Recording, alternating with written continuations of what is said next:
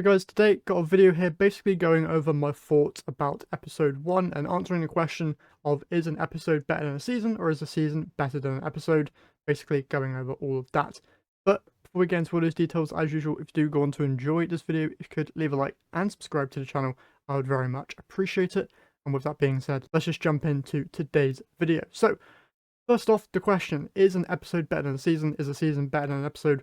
Well, to be perfectly honest, episode 1 Echoes didn't really change the formula all that much, apart from introducing the Acts system, which basically introduced more content, more fresher content within the span of the entire episode compared to seasons. For example, in a season, we would get one new activity at the launch of the season, and then we'd have to stick with that activity throughout the entire season, and maybe we'd see the introduction of an exotic mission later on, but that was basically it.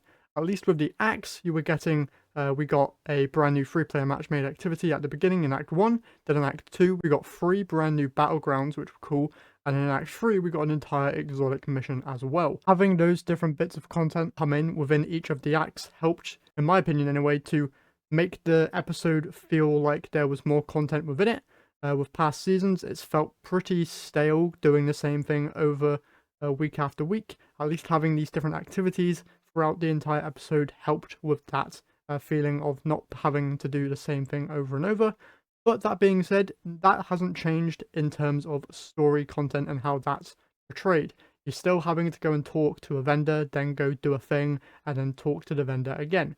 One thing that did change a little bit though was the things that you're actually doing. So with past seasons, it's mainly been talk to a vendor, do the seasonal activity, and then talk to the vendor again. But with episode 1, it was talk to the vendor, go do something on Nessus, like scan a thing, or do a lost sector, or go find some collectible stuff, or go to the exotic mission and find something, then talk to a vendor. That was a little bit better, but still not really all that interesting to go and do. It was still basically at its base, talk to a vendor, do a thing, and then go back to the vendor.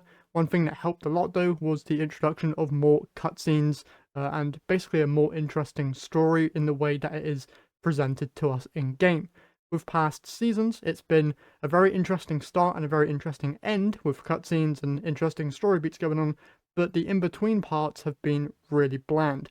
At least with episodes, we were getting some decent story throughout the entire 3 weeks that story was available at the first half of each act, which I found really, really cool. And that was, in my opinion, a lot better than how it was working with seasons. But with that, having 3 weeks of story and then basically nothing to do, and then having to wait another 3 weeks for another bit of story, that kind of drip-feedy cadence of content wasn't really all that great. It was way more start-stop than what you would see in a season. At least with a season, the motor kept on going, but with an episode, it felt really, really start-stop in the way that the story content was brought to us in the game. In terms of actual, like, getting weapons and stuff, having certain weapons be time-gated was a bit annoying. I do kind of wish that all of the weapons were available at the beginning of just Act 1, so that then you can go after whatever you wanted.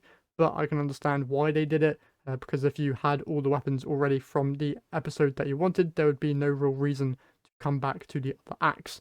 So I don't see that really changing all that much. In terms of artifact, getting brand new artifact perks with each act, also a great addition.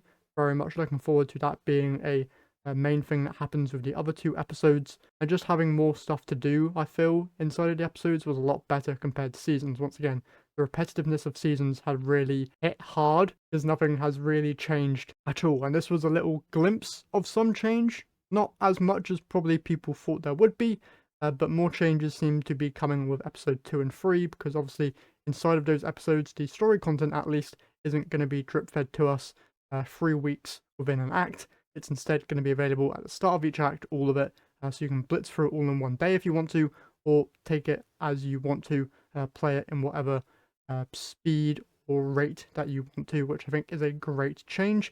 Are people now going to have the availability to complain about having nothing to do because they've done it all in a day? Yes, but I feel like that'll be a lot better than having people complain that there's nothing to do inside of the game, because now you can just hit them with, well, shouldn't have done it all in a day, mate. because now you've got nothing to do until the next act launches. But yeah, nothing really all that different here for episode 1. Very samey, but some little additions here that were actually quite good. If you don't like the Vex or what Maya Sundaresh and Chioma Essie's story was from the Veil containment missions back in Lightfall, if you're not interested in any of that, then you probably didn't like this episode at all, because it was all very much focused around those characters, as well as Saint 14 and Osiris. It was interesting seeing Chioma and Maya's story kind of be more developed, and I feel like they were trying to make Maya become the main Vex threat, similar to what the Hive gods are for the Hive, or what Aramis is for the Fallen, and then you also have other like major big bads within the different races.